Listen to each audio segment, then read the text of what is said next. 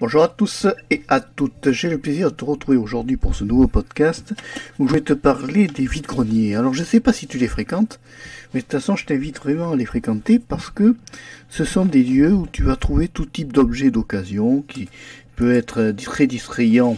C'est un endroit où tu peux aller te balader sans problème, qui est extrêmement rempli d'objets en tout genre. Alors c'est là que tu découvres que toutes les archives des anciens se retrouvent là-dedans. Alors tu retrouves de tout, c'est-à-dire des bibelailles, alors pour ceux qui connaissent pas les bibelailles, ce sont des bibelots, parce que c'est les termes de la région, des objets en tout genre, c'est un peu, si tu veux, les archives du passé. Alors c'est bien parce qu'il y en a certains qui arrivent à, si tu veux, à sauvegarder un patrimoine, parce que quand on regarde bien dans un ensemble, il y a quand même des gens qui arrivent à recycler et à réutiliser des objets. Alors ça c'est bien, ça permet que les objets ne soient pas gaspillés ou mis à la poubelle, ce qui anciennement était fait. Dans certains cas, il y avait des gens qui jetaient à la poubelle dans des bennes beaucoup de choses, notamment dans les héritages pour se dégager, et des fois ils jetaient aussi des pépites sans le savoir, parce que tout le monde n'est pas instruit sur toutes les valeurs des choses. Il faut savoir c'est qu'il y a des objets, même antiques, qui ont des valeurs inestimables.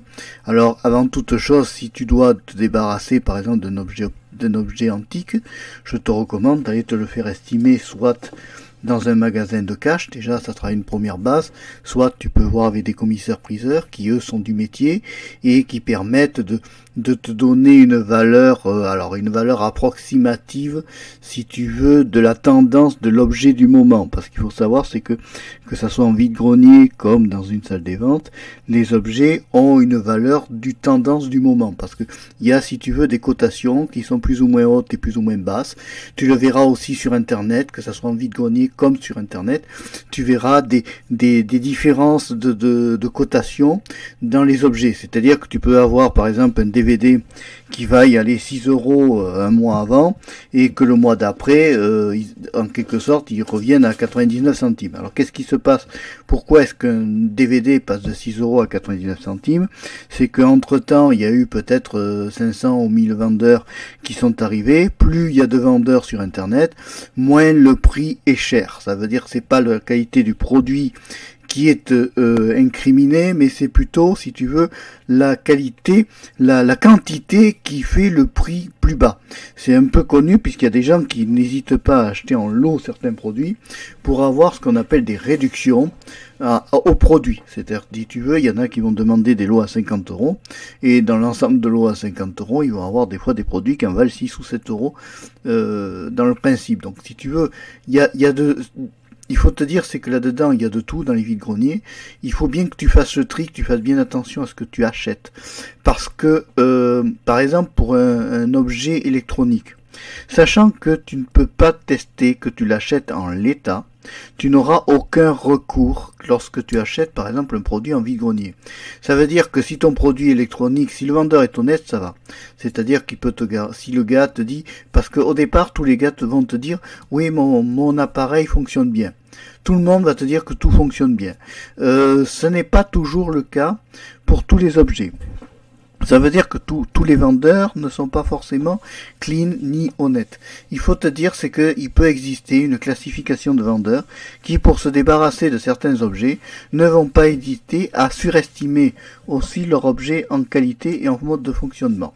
Alors pour cela, il faut être prudent dans les objets électroniques. Tous les objets électroniques que tu peux tester sur place, c'est-à-dire où il y a une batterie. Là, tu peux, si tu vois que ça fonctionne bien, tu vois que le fonctionnement est normal, tu peux acheter.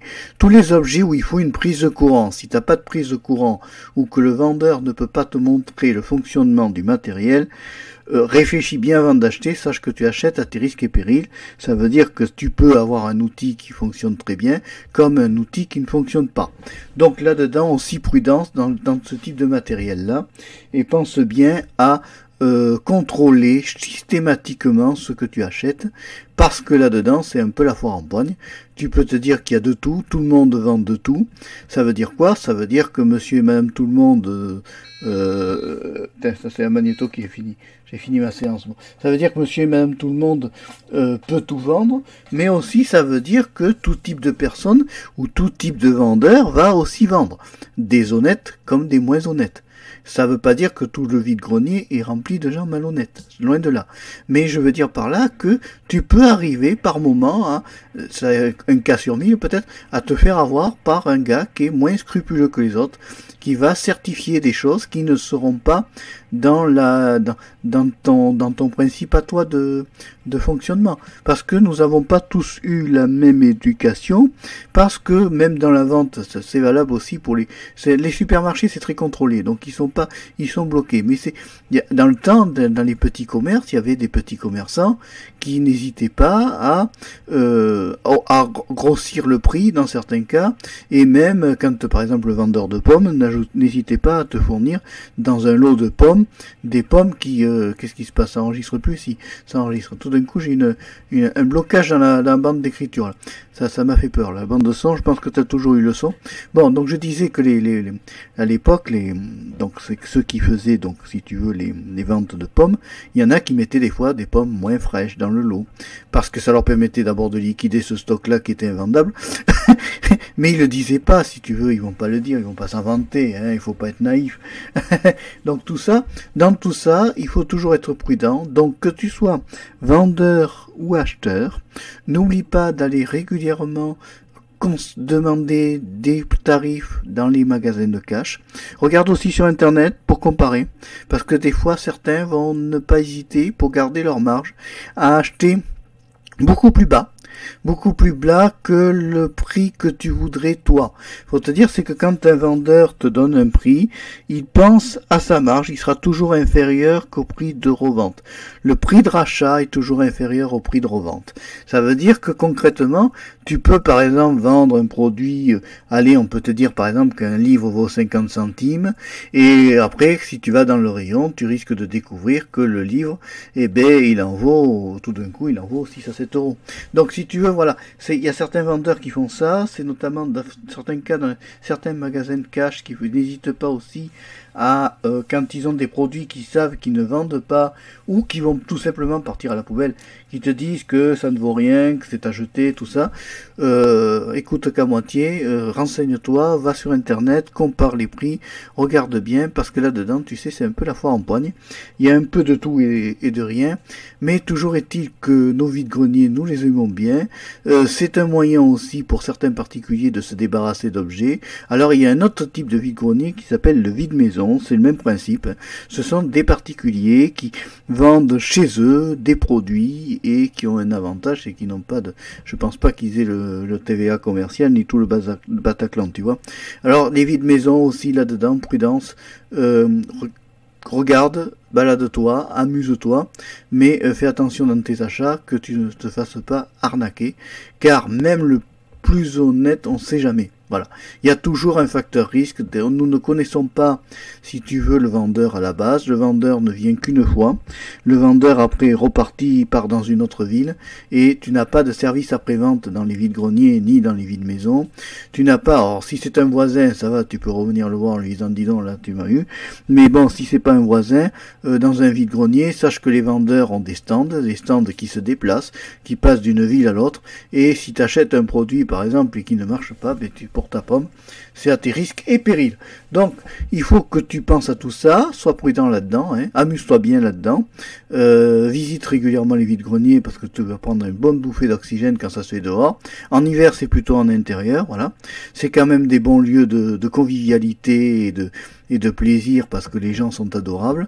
Après, tout le monde n'a pas la même notion de ce qu'est ou l'éducation ou l'honnêteté. Mais enfin, majoritairement, ceux qui sont devant vendeurs sont quand même très honnêtes, et je trouve que dans un ensemble, les vides-greniers sont de plus en plus propres. Moi, j'ai connu quand j'étais gosse les vides-greniers d'enfants, ça sentait la poussière, les objets étaient poussiéreux. Maintenant, je trouve qu'au fur et à mesure du temps, les vides-greniers sont de plus en plus propres. Tu as en plus de plus en plus de high-tech maintenant, ce qui est assez actuel aussi, c'est normal, ils s'actualisent. Hein. Ils vont pas rester dans les archives de 1925. Ils suivent l'actualité actuelle. Hein. Alors après, comment ils obtiennent certains, par exemple, quand ils ont des gros lots de jeux, concrètement, quand tu as des sociétés qui font faillite, qui sait que les sociétés qui font faillite ils appellent les brocanteurs. Et les brocanteurs, comment ils obtiennent certains prix intéressants? Tout simplement en achetant en lot. Et après, eux, ils ont leur petite bascule, si tu veux, petite ou grosse, ce qu'on appelle la marge. Alors la marge, si tu veux, elle est très aléatoire et elle permet aux brocanteurs de faire ce qu'on appelle des bénéfices. Voilà, c'était un peu ma petite vie, ce que je voulais te dire sur la brocante.